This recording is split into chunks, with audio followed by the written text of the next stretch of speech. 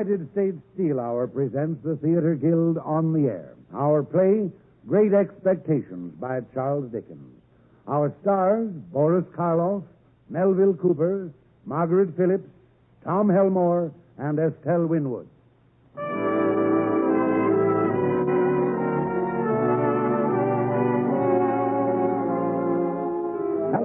Our broadcast, produced by the Theater Guild, one of America's foremost theatrical producers, tonight stars Boris Karloff as Magwitch, Melville Cooper as Jaggers, Margaret Phillips as Estella, Tom Helmore as Pip, and Estelle Winwood as Miss Havisham. Rex Thompson is featured as young Pip. And now we raise the curtain on Charles Dickens' Great Expectations, adapted by Eric Barnow, directed by Homer Fickett.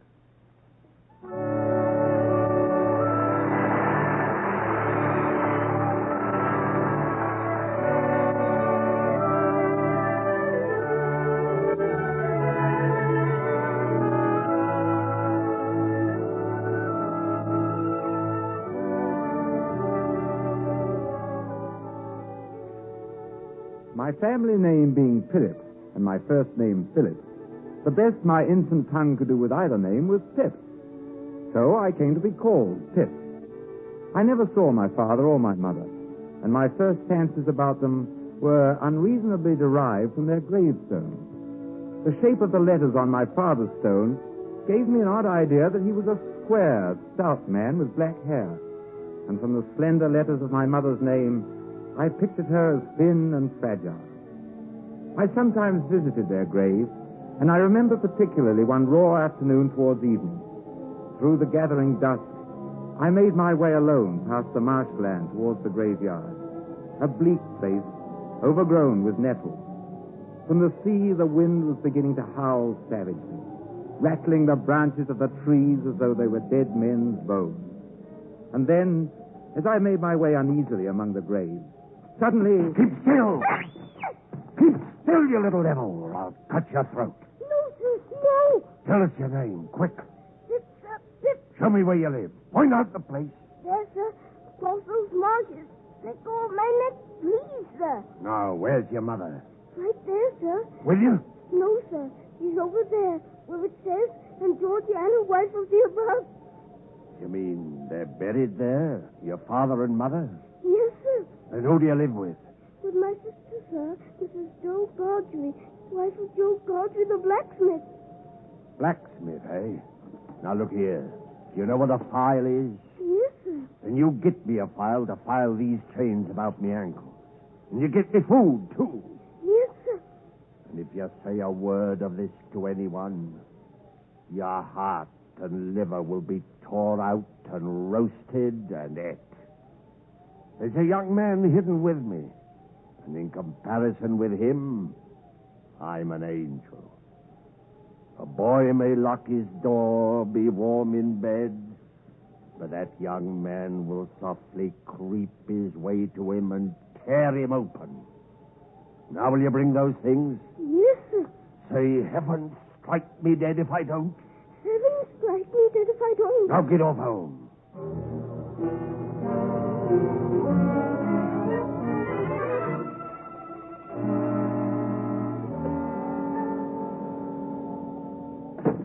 Oh, there you are, Pip, at last. Hello, Joe. Your sister's been out a dozen times looking for you, Pip. She's out again now. Is she? And she's got her switch along with her, Pip. Her tickler, as she do call it. She got up and she made a grab at tickler and she rampaged out. I'll give him an ID. She's a-coming. Get behind the door, old chap, and put the towel betwixt you. Oh, there you are. This time you'll get ID you won't forget in a hurry. Ow! Now then, where have you been? I've only been to the graveyard. Graveyard, indeed. It's bad enough being a blacksmith's wife without having to be a second mother to you. You'll be having me in the graveyard, keeping me on the rampage with my poor art. Now get to the table, both of you, and eat your supper. Listen, was that great gunner, Joe? Yes. There's another convict off. What does that mean? Oh, escaped. Was one escaped last night. This must be a second one.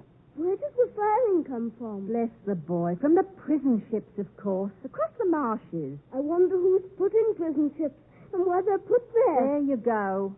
Answer him one question, he'll ask you a dozen. People are put into prison ships because they murder and steal. And they always start by asking too many questions. Now get on with your supper and then off to bed.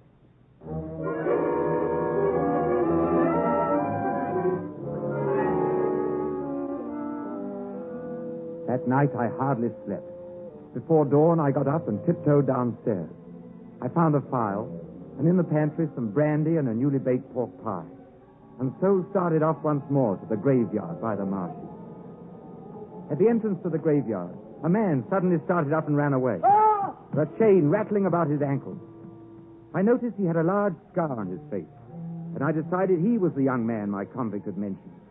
Then presently, near my parents' grave, I found my convict shaking with cold. What's in the bottle, boy? Brandy, sir. Give me. Now the food. You brought no one with you? Oh, no, sir. Good. I'm glad you enjoyed the pork pie and the brandy. Thank you, boy, I do. Aren't you going to leave any for him? Him? Who's him? The young man you spoke of. I only said that to frighten you. But I saw him as I came in the gate. What's that? He had a big chain about his ankle, like you, sir. Did you notice anything about him? He had a big scar on his face. Not here. Across his cheek. Yes, sir. Some varmint. So easy to plague me again. Let me have that file, boy. Yes, sir. Now. If you're not wanting me, sir, we have company for dinner, and my sister will be up early. That's right, boy. You run along. I will, sir. Goodbye, sir.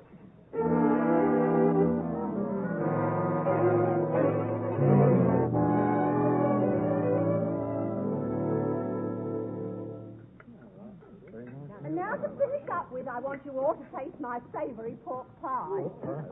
Just a minute and I'll bring it in. What's the matter, Pip? Why are you sinking down in your chair like that? Do you feel ill, Pip, old chap? I believe I do. Oh, too much to eat, Pip, old chap? No, I don't think so. It's gone! It's gone! What on earth? It's gone! The pork pie's gone. Stolen. But that's impossible. Pip? Pip, come here. Yes, ma'am. Look me in the eye. Pip, did you? Open up in the name of the king. Why, it's soldiers outside. Squad, at ease. You'll excuse this intrusion, ladies and gentlemen, but I'm on a chase in the name of the king. I want the blacksmith. Oh? And what might you want him for, pray? Mrs. Speaking for myself, I should reply, for the pleasure of his fine wife's acquaintance. Speaking for the king, I answer, a little job done. What can I do for you, Sergeant? I'm the blacksmith. The lock of these handcuffs goes wrong, blacksmith. Will you throw your eye over them? Gladly. They're wanted immediately for an escaped convict. You folks seen anything of him? Oh, no. He's been reported close hereby, near these marshes. Weren't there two that escaped? We've caught one, and he's told us where to find t'other. We'll have him presently. These handcuffs will be ready in a moment, Sergeant. Good. Then you'd best come with us, if you will, in case they give further trouble.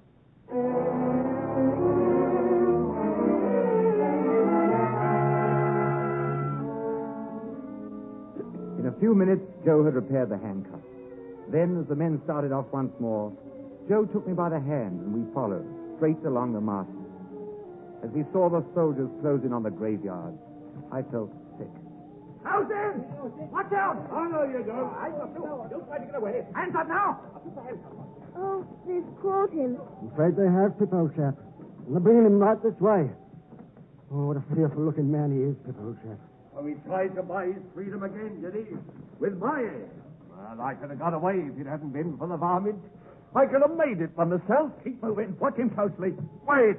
Hold on a minute. What are you stopping for? Keep him moving. Wait a minute. I wish to say something respecting this escape. It may prevent someone laying under suspicion because of me. What is it?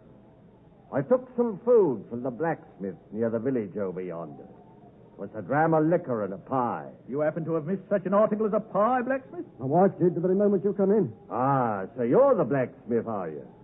Then I'm sorry to say I ate your pie. Oh, you're welcome to it as far as ever it were mine. We don't know what you've done, but we wouldn't have you starved to death for it, poor miserable fellow creature. Would it, Pip? No, we wouldn't. Now, stand aside, please.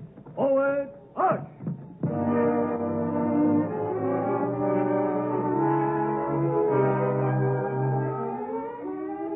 That one day, above all others, stands out in my mind. But there was another, equally strange, that seemed even more the turning point in my life. One day, my sister came home with a triumphant look in her eye. Now, if that boy ain't grateful this day, he never will be. Here, Pip, at once. What am I to do? You're to be washed. Look at you. Grimed with dirt. Off with that shirt at once. Not that scrubbing brush, please. Oh. You know who Miss Havisham is? She's that strange lady in the large house. She never goes out. They say she's mad. Huh. She may be mad, but she's rich enough to make your fortune. She wants the boy to go and play in her house. And one of the tradesmen who goes there suggested you. And you'd better play there or I'll work you. Now, down in the water with your head. Yes, ma'am. Oh,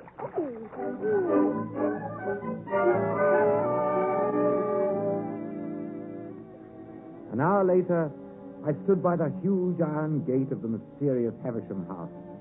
Most of the windows had been boarded up, and the grounds were overgrown with weeds. I rang the bell. A moment later, to my surprise, a young girl about my age came to the gate. What name? Pip. Quite right.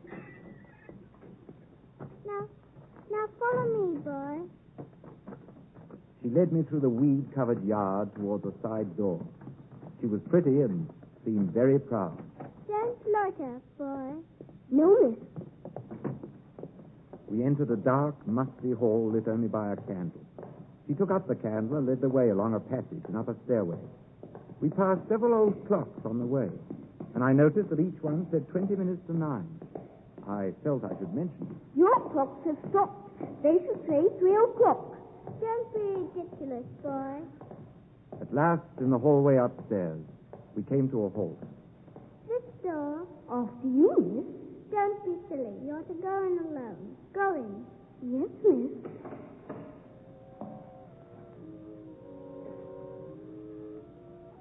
Come in. Who is it? Pip, ma'am. Pip? Come to play. Come nearer. Come close. Look at me. You aren't afraid of a woman who's never seen the sunshine since you were born? No. You see what I'm wearing? A wedding gown. And do you know what lies here beneath it? Your heart. Broken. Yes, look around you. There is the bridal banquet, the table ready for the guests, the flowers long withered, the wedding cake a heap of decay. It and I have worn away together. Mice have gnawed at it, but sharper teeth than teeth of mice have gnawed at me. I'm very sorry, ma'am. Sometimes I have sick fancies, and I have a fancy I should like to see someone play. Play, Pip, play. Go on, play. I'm sorry, Miss Havisham. Go on, play. I don't know how to begin. Oh, we'll call Estella. Estella, are you there? I'm coming. Estella, come here. Let me see you play cards with this boy. With this boy, but he's a common laboring boy. And look at his boots. Well, you can break his heart. There are some cards. Deal them, Pip. Yes, ma'am. What coarse hands he has. You stupid, clumsy, laboring boy. She says many hard things of you, Pip, but you say nothing of her. What do you think of her? I don't like to say. Come on, tell me in my ear. Come close. I think she is very proud. Anything else? I think she is very pretty. Anything else? I think she is very insulting. Anything else? I think I should like to go home now. And never see her again? Though she is so pretty. I'm not sure that I shouldn't like to see her again, but I think I'd like to go home now. You shall go home soon. First, you shall play the game out, and then you can wheel me about a while in my chair. Would you like that, Pip? I'd be glad to, Miss Havisham. Why don't you cry, boy? Because I don't want to. You do. You're near crying now. Play. Let me see you play. And next week you can come back, Pip, and play some more.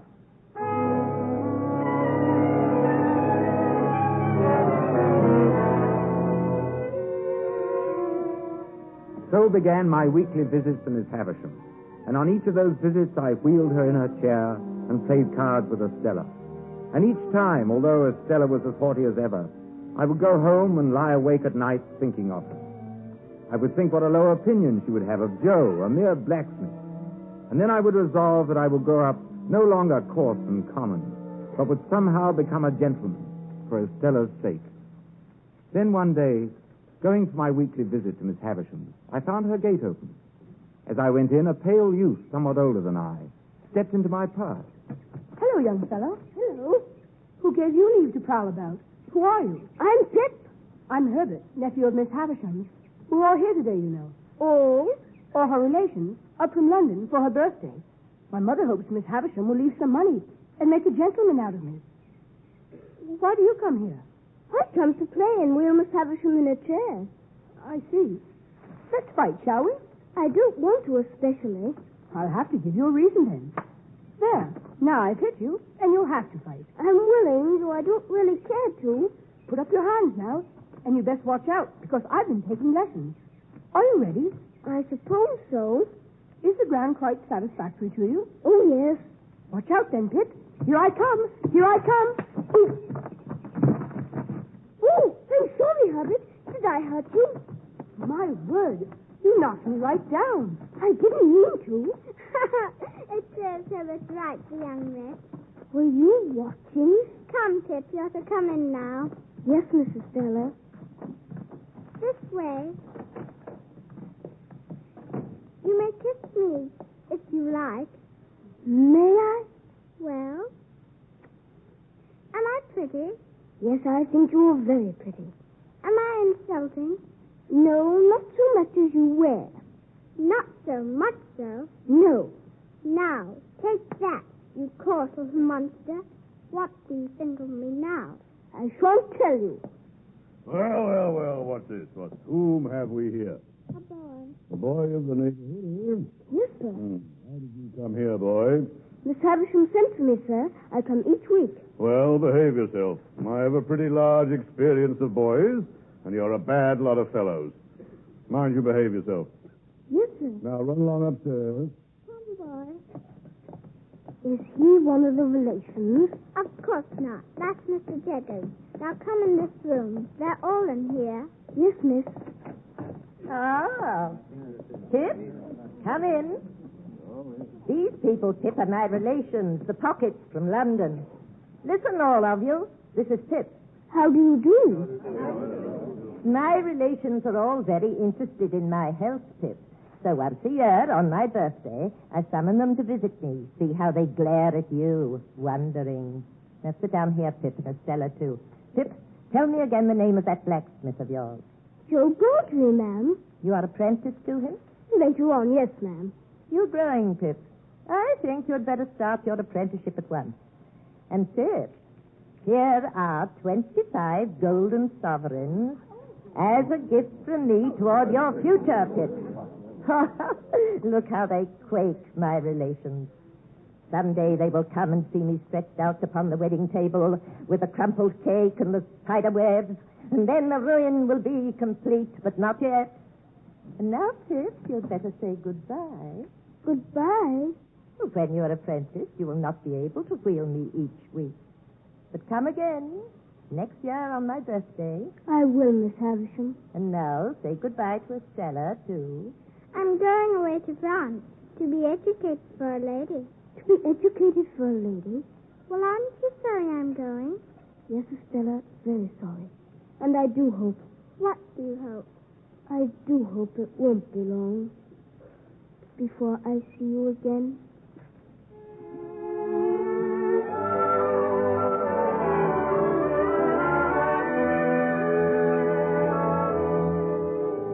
My boyhood had ended, and my life as a blacksmith began.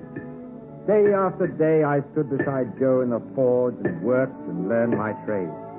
But always, month after month, a face moved through my daydreams. Estella's face.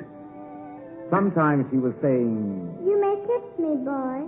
and sometimes... Common, coarse, laboring boy. And so the years passed by. Years during which my sister died and at last lay at peace in the graveyard. And then there came one day a loud knocking on our door. Joe opened it.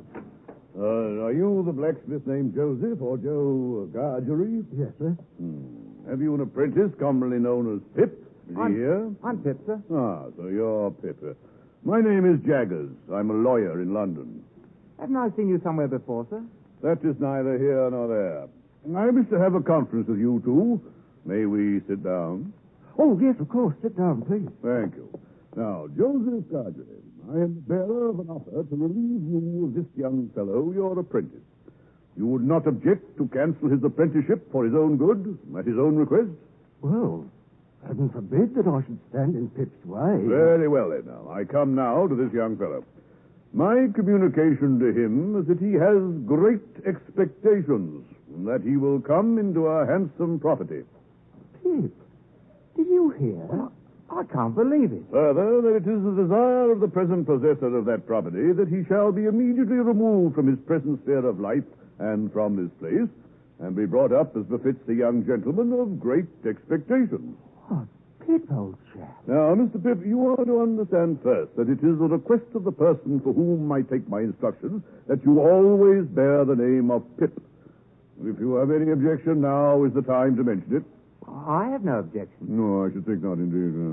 And secondly, Mr. Pip, you are to understand that the name of the person who is your liberal benefactor is to remain a profound secret until that person chooses to reveal it.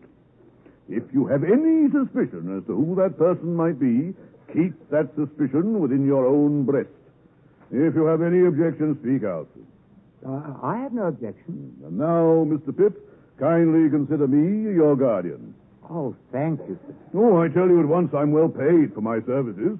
Otherwise, I shouldn't render them. I have arranged for you to go to London in a week's time. Lodgings will be ready for you. You will need some new clothes. Here are 20 guineas to that end.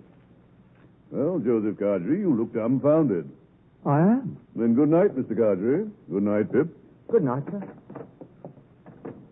Pip, a young gentleman of fortune. Well, that Mr. Jaggers. I saw him years ago in the hallway at Mr. Pip, no matter what you suspect, remember, not a word. You're right, Joe. I'll say no more. But I wonder... You wonder what, Pip, old chap? Well, before I leave for London, would it be all right for me to go and say goodbye to Miss Havisham? Well, I don't see why not, old chap.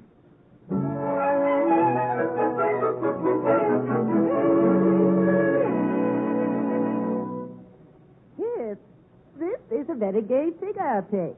I've been buying some clothes. I start for London tomorrow, Miss Havisham. I thought you would kindly not mind my taking leave of you. Well, I've come into such a good fortune since I last saw you, Miss Havisham, and I'm so grateful for it. I've seen Mr. Jaggers, Pip. I've heard all about it.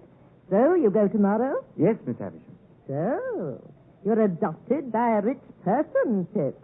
Not named. No, Miss Havisham. And Mr. Jaggers is made your guardian? Yes, Miss Havisham. Is Estella... Still abroad, prettier than ever, and admired by all who see her. You, too, have a promising career before you. Well, I'll try to deserve it, Miss Havisham. You will always keep the name of Pip, you know. Oh, yes, Miss Havisham. Goodbye, Pip, Goodbye. and good luck.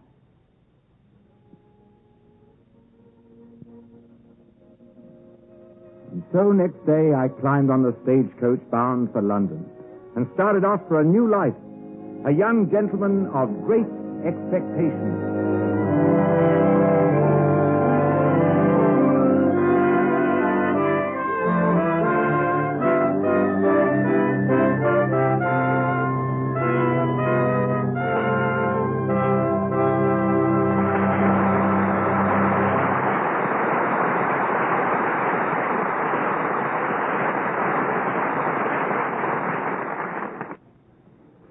You are listening to the Theater Guild on the Air, presented by the United States Steel Corporation.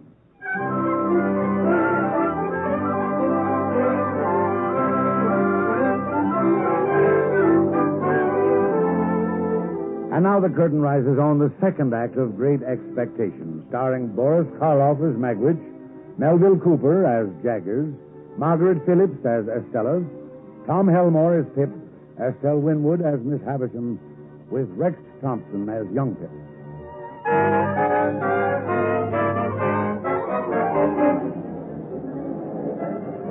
In London, one of my first vivid impressions was from the window of Mr. Jagger's office.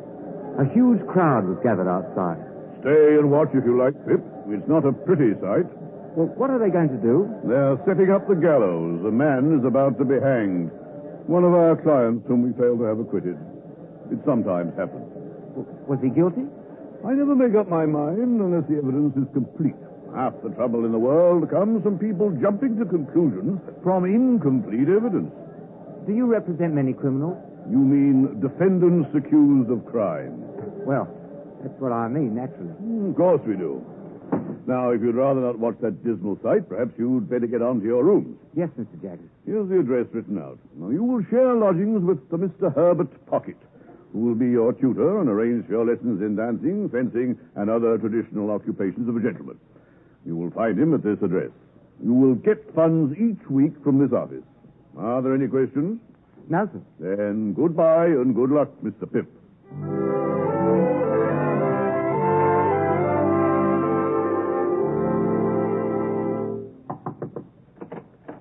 Yes? Are you Mr. Herbert Pocket? Yes? And you're Mr. Pip? That's right. Then come in. Thank you. But I know you. Why, you're the pale young gentleman from Miss Havisham. Bless me, and you're the prowling boy. Why, the idea of it being you. Well, the idea of it being you. I hope you'll forgive me, Mr. Pip, for having knocked you about so that day. Oh, of course. You hadn't come into your good fortune at that time, had you? No. I was rather on the lookout for good fortune then. Oh, indeed? If Miss Havisham had taken a liking to me, I suppose I should have been provided for.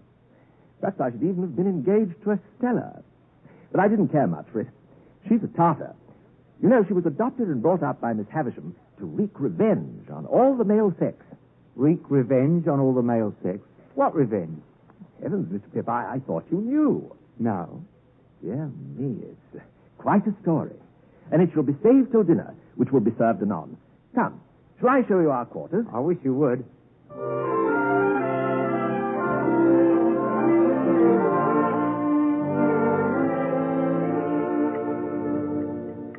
Oh, Herbert. Yes, my dear Pip. Well, as I've been brought up as a blacksmith, I take it a great kindness if during dinner you give me a hint where I go wrong in my manners. With pleasure. Though I should guess you need very few hints. Thank you very much. Now, please tell me more of Miss Havisham. Ah, yes, Miss Havisham. Let me introduce the topic by pointing out that in London it is not the custom to put the knife in the mouth, for fear of accidents. Oh, I'm sorry. But it is scarcely worth mentioning. Well, I must apologize. Thank you very much. Not at all, I'm sure. Now, Miss Havisham was an heiress, and as you may well suppose, was looked upon as a great match. Well, one day there appeared upon the scene a certain man. Now, I never saw him, for this was 25 years ago, but he pursued her closely and professed to be devoted to her. And there's no doubt that she fell passionately in love with him, which brings me to the cruel part of the story. Merely breaking off to remark, dear Pip, that it is not usually considered necessary to fill the mouth to its utmost capacity. Oh, sorry. Oh, not at all, I'm sure. The marriage day was arranged. The wedding dresses were bought. The wedding guests were invited. The day came, but not the bridegroom. He wrote a letter. Which she received when she was dressing for her marriage at 20 minutes to 9? Exactly. So that was why she stopped the clock. Yes, she barred and shuttered the whole place as you've seen it, and has never since looked upon the light of day. Well, Herbert, you said that Estella was not related to Miss Havisham, but only adopted. When was she adopted? Well, Estella has been there ever since I can remember.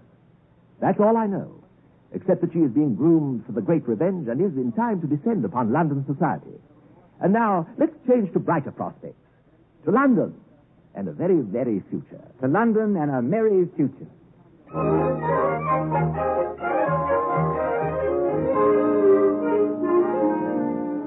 It was several months later, months of constant lessons and diversion, that I received one day a letter from Joe. It was written in a very halting style. Dear Pip, old chap, Miss Havisham wishes for to see you at once. Come and stay at Ford's as ever, Joe Godgery, blacksmith. I could hardly contain my excitement. This, I felt, was some new phase of Miss Havisham's plans for me. And that very day, I was on the stagecoach bound for home. But instead of staying with Joe at the Forge, I pretended to myself that it would be too much trouble for him. So I did not see Joe, but went to the Blue Boar Inn. For in trying to become a gentleman, I had become a snob. The next morning, I went straight to Miss Havisham. Well, Pip. How do you do, Miss Havisham? Oh, you kissed my hand as if I were a queen. Well? Well, I thought that you were so kind as to wish to see me, Miss Havisham. Well, look behind you. Hello, Pip. Estella. Yes. Well, Pip. Estella, this is an unexpected pleasure. I didn't think to find you here. You two must have a lot to say to each other. Go out into the garden, both of you, and walk and talk together.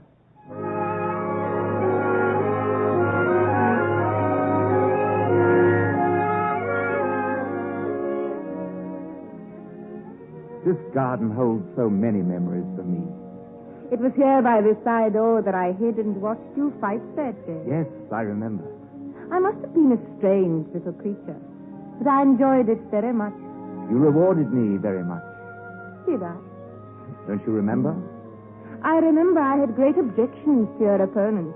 I took it ill that he should be brought here to pester me with his company. He and I are great friends now.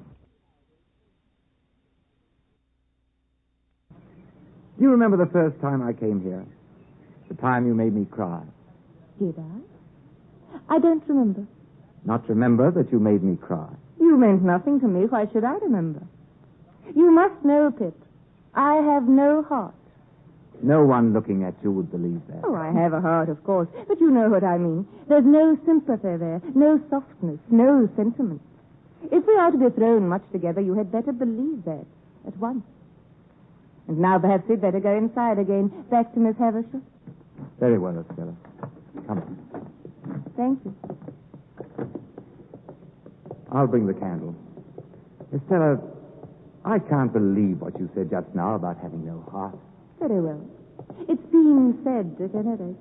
I still can't believe it. Then remember how I was brought up in this dark house. And don't expect too much of me. But let's not shed tears for my cruelty today. See, there's Miss Havisham waiting for us at the head of the stairs. Well, Pip, is she beautiful, graceful, well-grown? Oh, yes, Miss Havisham. Do you admire her, Pip? Everyone must who sees her. She is going to London soon, and you shall meet her there. I shall be the happiest man in London, Miss Havisham. Love her if she favors you. Love her. If she tears your heart to pieces, love her. I adopted her to be loved. I developed her into a woman to be loved. Love her. Love her. Love her.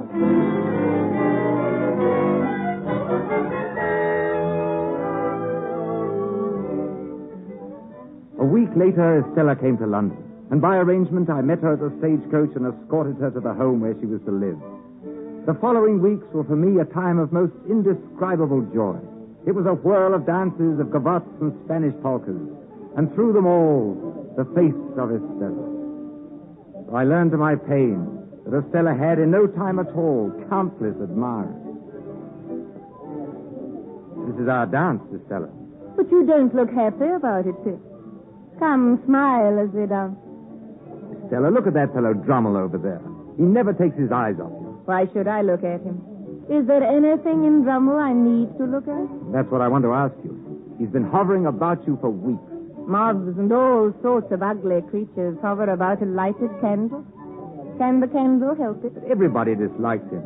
There's nothing to recommend him but a long line of insufferable ancestors. Makes me wretched to see you encourage him. Does it? You give him looks and smiles you never give to me. Do you want me then to deceive and entrap you? Do you deceive and entrap him, Estella? Yes. And many others. All of them, but you.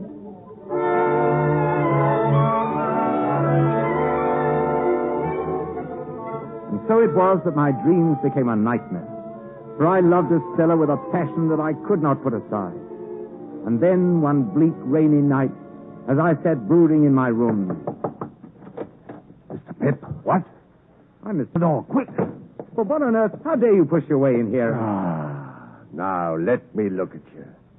My boy, my boy. Would you please state your business? It's disappointing to a man after having come so far. You don't know me, do you? The graveyard. On the marshes, years ago. Well, you're the convict I gave food to. Yes, you acted noble, my boy. Noble, Pip. And I've never forgot it. If you've come to thank me for that, there's no need. However, since you found me, will you drink something before you go? Oh, yes, sir. I'll drink, thank you. Before I go. I hope you won't think I spoke harshly to you just now. I wish you well and happy. How have you been living? I've been a sheep farmer away in the New World, in Australia.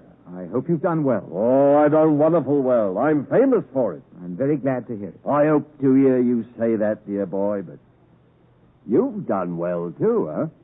Yes, I've done quite well. May I make so bold as to ask how you've done well? How? Aye. Well, I've been chosen to succeed to some property. By the mere varmint ask whose property? Well, I don't know. Could I make a guess at how you get your income? From a guardian, maybe. A lawyer. And as to the first letter of that lawyer's name now, would it be J? But how should you know? Yes, Pip. As the man who employed that lawyer whose name might be Jaggers, I wrote from Australia for your address. And though he warned me not to come, here I am. Pip, my dear boy, I've made a gentleman of you. You? But it was me what done it. I swore that time as sure as ever I earned a guinea, that guinea would go to you. Why, I'm your second father, Pip, and you're my son. But I'm so astonished. And how handsome you've grown. Is there a pair of bright eyes somewhere which you love the thought of? They should be yours, dear boy, if money can buy 'em. But didn't you never think it might be me? No, never. Was there no one else? No. Who else should there be but me and Jagger? Well, where are you going to put me, boy? Put you? Aye, to sleep. Well, Who's that at the door? don't be alarmed. It's only... This is Mr. Pocket, who shares rooms with me. Hello. Herbert, something very strange has happened. This is a visitor of mine. Oh. Hold on a minute. Whoever you are, hold up your right hand. My right hand? Let go of me, please. Now say, strike me dead on the spot if I spill a word. But I say... Do as he says, Herbert, I beg you. Strike me dead on the spot if I spill a word. Now you're on your oath. And heaven have mercy on you if you break that oath.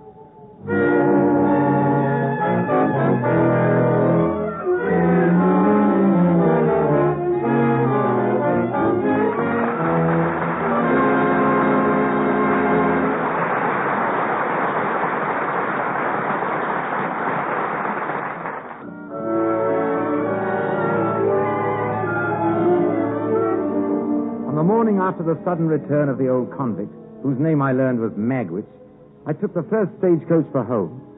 There were things I had to ask Miss Havisham. But when I arrived, in the candlelight of the gloomy, cobwebbed room, I was surprised to find Estella there with her. Hello, Pip. Hello, Estella. Miss Havisham. What wind blows you here, Pip? Miss Havisham, I'm as unhappy as you could ever have meant me to be. I've found out who my patron is. Oh. But isn't that good news, Pip? I can say no more of that now. Well, then. Miss Havisham, when you first caused me to be brought here, I suppose it was just a passing whim on your part. Aye, Pip, it was. And that Mr. Jaggers was... Mr. Jaggers had nothing to do with it. His being my lawyer and the lawyer of your patron was a coincidence. But when I fell into the mistake that I've so long remained in, at least you led me on. Yes, I let you go on. Was that kind?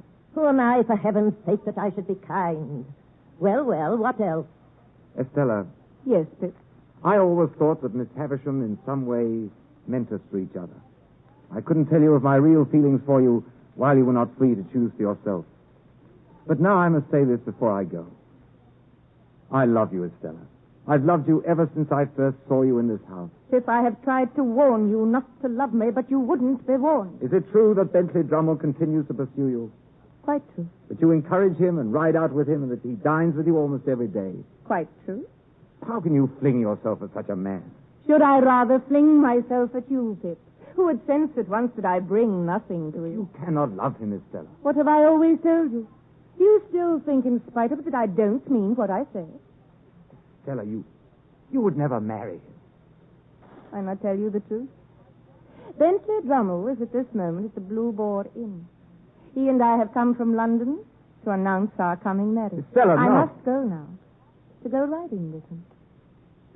Pip, don't be afraid that I shall be a blessing to him. I shall not be there. Here is my hand. Estella. And now goodbye, Pip. Let's part on this. Goodbye. Miss Havisham, Yes. you're responsible for this. And if you can ever undo any scrap of what you've done amiss in keeping from Estella part of her right nature, it'll be better than to bemoan the past through 100 years. You say that to me? What can you know of sorrow? I know what you've done to Estella's soul. I who have waited in this room by the banquet table in the candlelight. I who have felt my heart break. And you say that to me?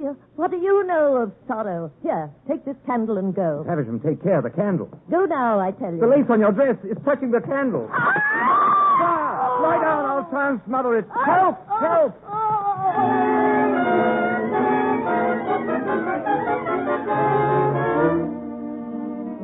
I worked desperately to smother the flames with pieces of rotted tablecloth from her bridal banquet. By the time I had succeeded, she was dead. The next day she lay in state, as was her wish, upon the long table. And then she was laid to rest. And I went back to London and tried to drive from my mind all thoughts of Miss Havisham and of Estella. But in London, I found new problems. Thank goodness you're back, Pip. We're really in trouble. What do you mean? It's him, the varmint. Who? You saw him at the graveyard, the man with the scar. Him? He turned informer then to save his own skin, and he'd do it again. We had warned him. It seems Mr. Magwitch here, years ago, was deported as a convict to Australia. By returning to England, he renders himself liable to the gallows. Ah, but that couldn't keep me from wanting to see my boy. But that's my terrible. own gentleman. What are we to do, Pip? Well, there's only one solution. We must get him abroad at once. Do you think we can? I'm sure we can. I'll go along with him until he's out of danger. Ah, he's a game one. My boy's a game one. Now, listen. Nearby at the dock, we can rent a small rowboat. Go on. On the first dark, moonless night, we three shall row far downriver to a point where the foreign packet ships must pass. And there at high tide, we shall wait.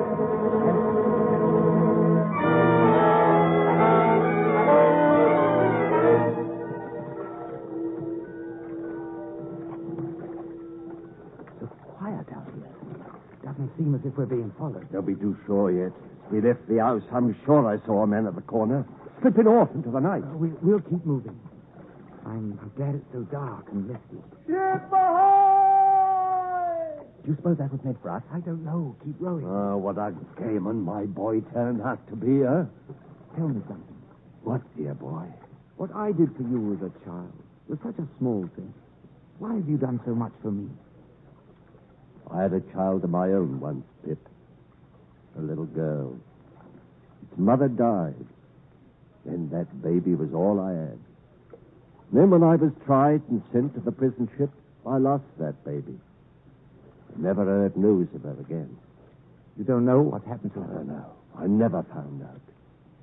It's a dark part of my life.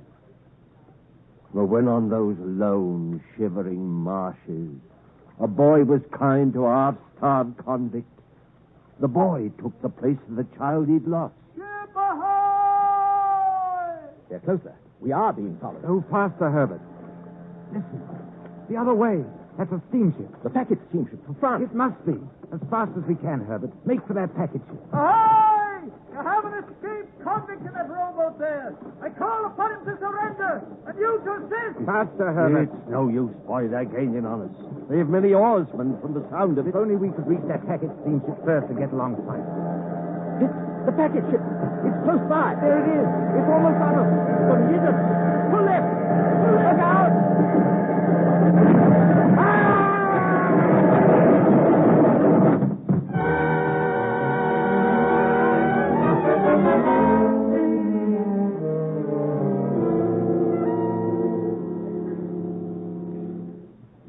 hope, Mr. Jaggers?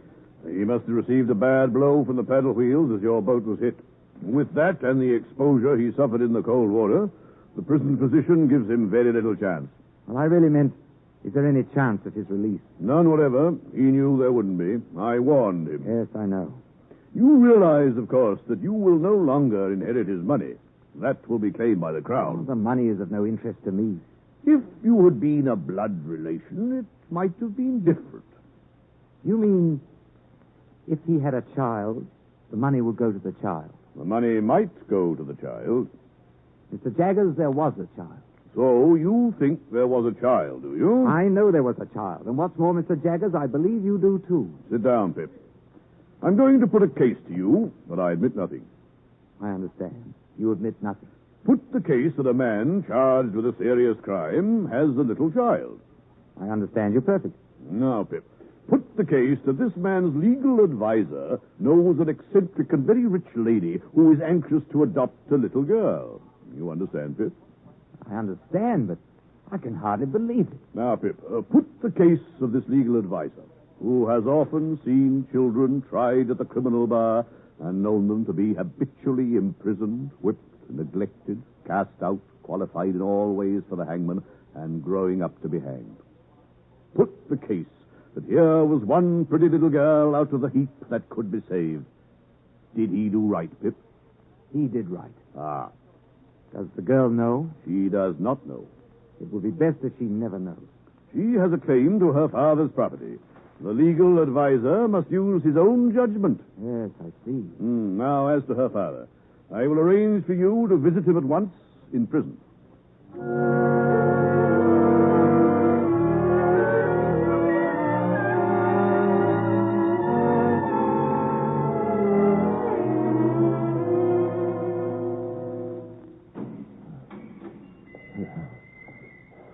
Is it Pip? Yes, it is I. Pip. God bless you. Are you in pain? Listen, I have something to tell you. Can you understand what I say? Yes. You had a child once whom you loved and lost. She lived and found powerful friends. She is a lady and very beautiful, and I love her. Glad.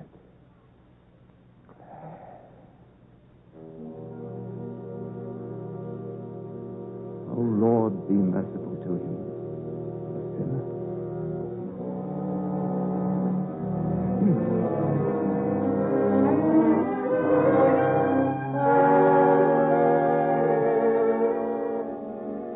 The old man died in my arms. And as I walked from the prison later that day, all the exhaustion and anguish of the past week seemed to bear down on me. And then the world seemed to lose focus.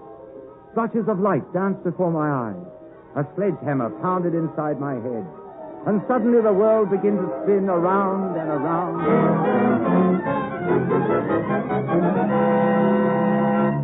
And that was all I remember until one day I woke up and... Pip, are you waking up, Pip, old chap? Joe. Is it you, Joe? Which it are, Pip, old chap? Joe. Where am I? You're at home. At the forge. I brought you home, dear old Pip, old chap. But what do you mean? Well, when I heard of what had happened to you and how you were ill, so to speak, I went to London and I brought you home. This'll always be your home, if you want it to be. Joe, you break my heart. Please don't be so good to me. Now, looky here, old chap. Ever the best of friends. Joe, how long have I been ill? Many, many weeks, Pip. Was it fretting for her that started all this, I mean to say, for the girl, Pip, old chap? Yes, perhaps it was, Joe. But that poor dream has all gone by. All gone by.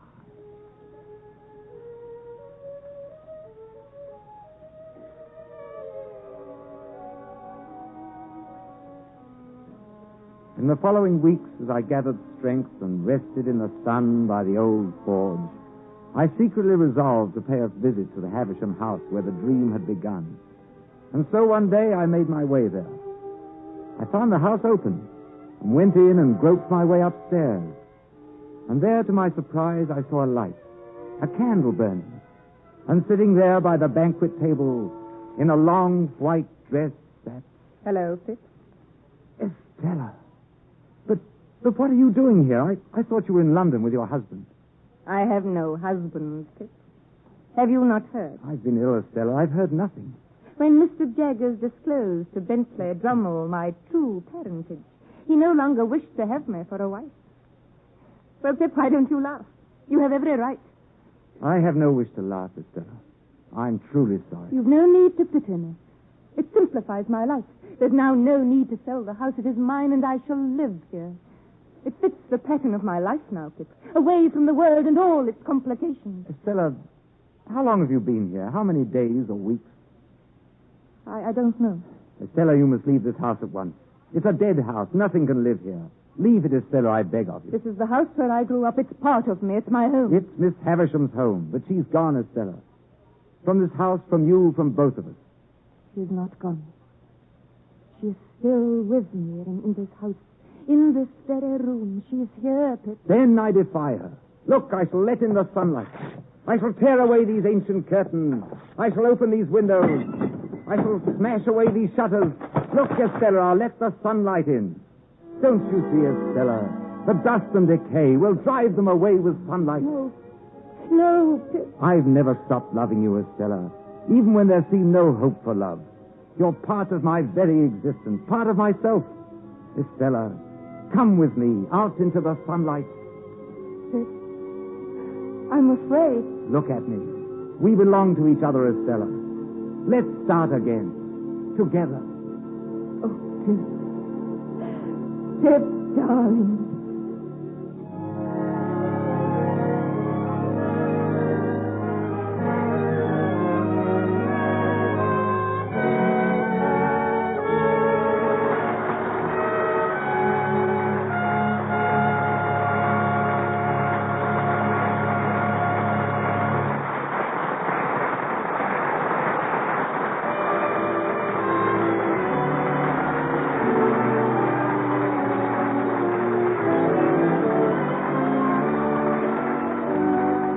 The curtain has fallen on the Theater Guild on the Air production of Great Expectations, sponsored by the United States Steel Corporation. We express our thanks to our stars: Boris Karloff as Magwitch, Melville Cooper as Jaggers, Margaret Phillips as Estella, Tom Helmore as Pip, Estelle Winwood as Miss Havisham, and to Rex Thompson, who was featured as young Pip.